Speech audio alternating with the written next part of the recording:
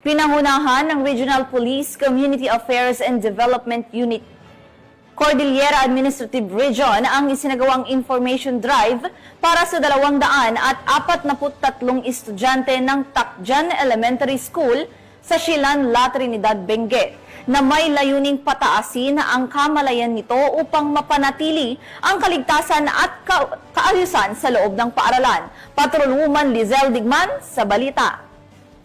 Tagumpay na nagsagawa ng isang information drive ang mga tauhan ng Regional Police Community Affairs and Development Unit Cordillera Administrative Region sa Tacjan Elementary School, La Trinidad, Benguet nito lamang ika-14 ng Hulyo taong kasalukuyan. Ang nasabing aktibidad ay naging matagumpay sa pangunguna ni Police Lieutenant Colonel Denver Adonis Alidao, OIC ng nasabing unit, katuwang ang mga supportive teachers ng nasabing paaralan. Tampok sa aktibidad ang interactive lectures sa mga paksa tulad ng Why We Must Respect Laws and Authorities, Road Safety and Traffic Rules, Anti-Bullying, Crime Prevention Tips at Emergency Contact Information and Procedures, and Proper Reporting for Quick Police Response na aktibo namang nilahukan ng 243 na mag-aaral mula sa ika-4 hanggang sa ika-6 na baitang. Gayon din na mahagi rin ang grupo ng IEC materials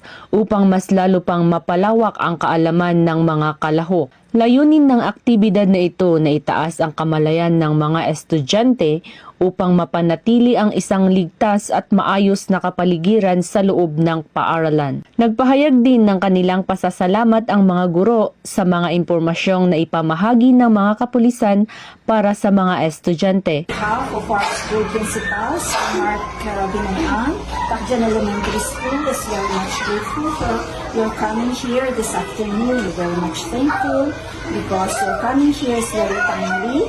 Your lecture is very much helpful to them. With that, we are so much grateful. Thank you very much, and I hope this is not the last time. Once again, thank you so much. Patunay lamang na ang pambansang pulisya katuwang ang iba pang ahensya ng pamahalaan ay patuloy sa mga inisyatibong ito at nagbibigay diin sa kahalagahan ng kaalaman upang magkaroon ng maayos at maunlad na bansa para sa sambayanang Pilipino tungo sa bagong Pilipinas. Mula dito sa